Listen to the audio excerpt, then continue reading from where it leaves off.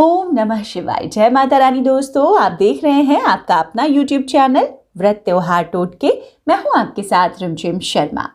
दोस्तों, आज के इस वीडियो में मैं बात कर रही हूं कार्तिक मास में पड़ने वाले शुक्र प्रदोष की। बहुत ही महत्व हो जाता है शुक्र प्रदोष का, जो व्रती अपने जीवन में सुख सौभाग्य के लिए भगवान भोलेनाथ की आराधना इस दिन करते हैं।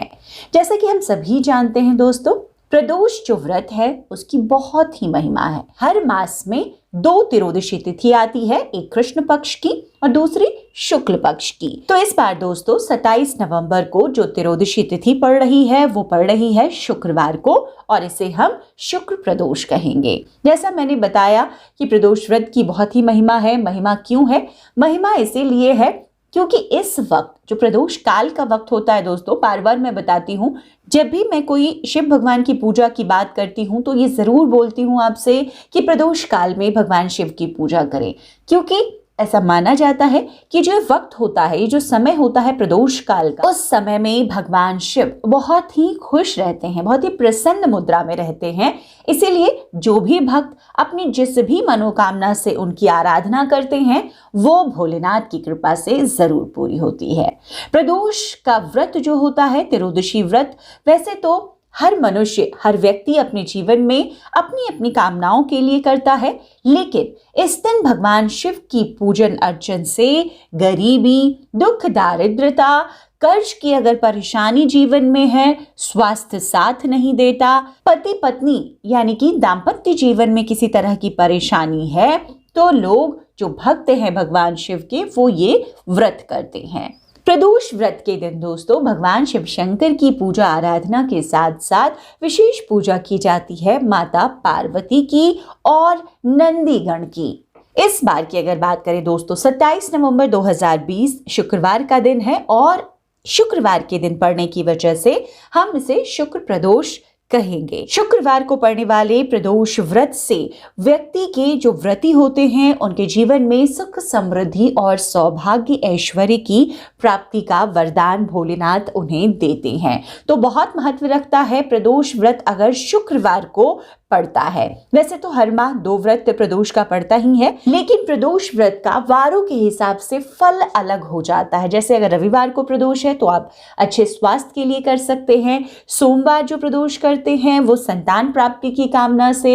मंगलवार का जो प्रदोष है वो ऋण की मुक्ति के लिए आप कर सकते हैं। उसी तरीके से गुरुवार का हर क्षेत्र में सफलता के लिए, और शुक्रवार का प्रदोष आप सौभाग्य प्राप्ति के लिए करते हैं। शुक्र प्रदोष की कथा भी मैं आपको सुनाऊंगी। उससे पहले मैं आपको बता दूं कि आप इस दिन जो पूजन अर्चन करेंगे भगवान भोलेनाथ का, वो आप कैसे करें और क्या सामग्री आपको उसके लिए चाहिए। भगवान भोलेनाथ की पूजा आराधना के लिए जो ज़रूरी चीज़ें होती है, जैसे सफ़ेद रंग उन्हें पसंद है तो सफ़ेद फूल हम लेते हैं, सफ़ेद फूलों की माला एक तैयार कर लेते हैं। अगर उसमें भी आंकड़े के फूल, आक के फूल मिल जाए तो बहुत उत्तम है। सफ़ेद मिठाइयाँ आप लीजिए, उनके लिए सफ़ेद चंदन रखिए।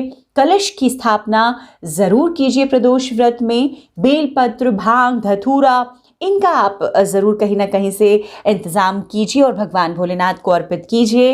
इसके बाद धूप, दीप, कपूर से उनकी आरती कीजिएगा।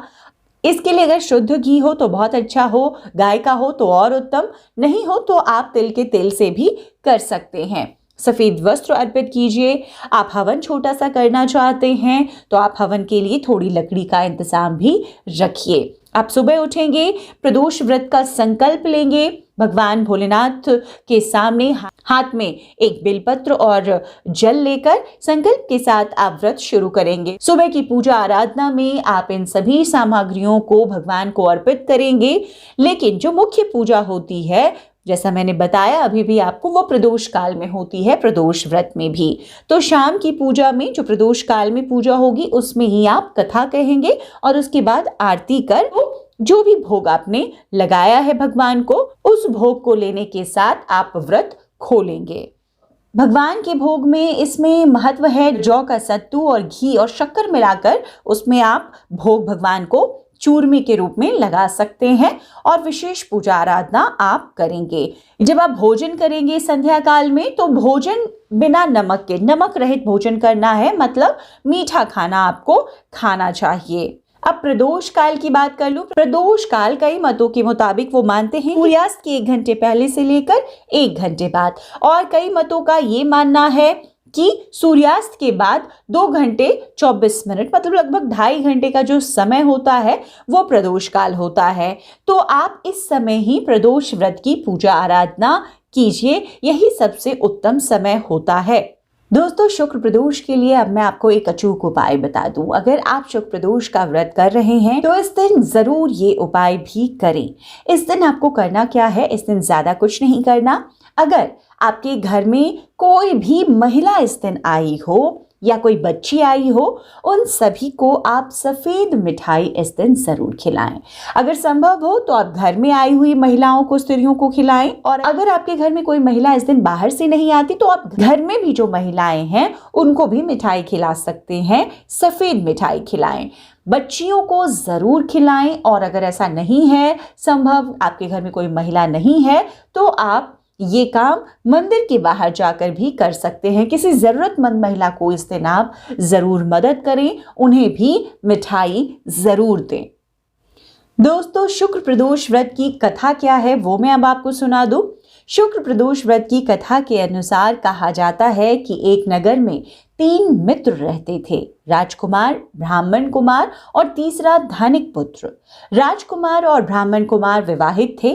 धनिक पुत्र का भी विवाह हो गया था, लेकिन गौना शेष था। एक दिन तीनों मित्र स्त्रियों पर चर्चा कर रहे थे। ब्राह्मण कुमार ने स्त्रियों की प्रशंसा करते हुए कहा कि नारीहीन घर भूतों का डेरा होता है। धनिक पुत्र ने यह सुना और तुरंत ही उसने अपनी पत्नी को घर लाने का निश्चय कर लिया।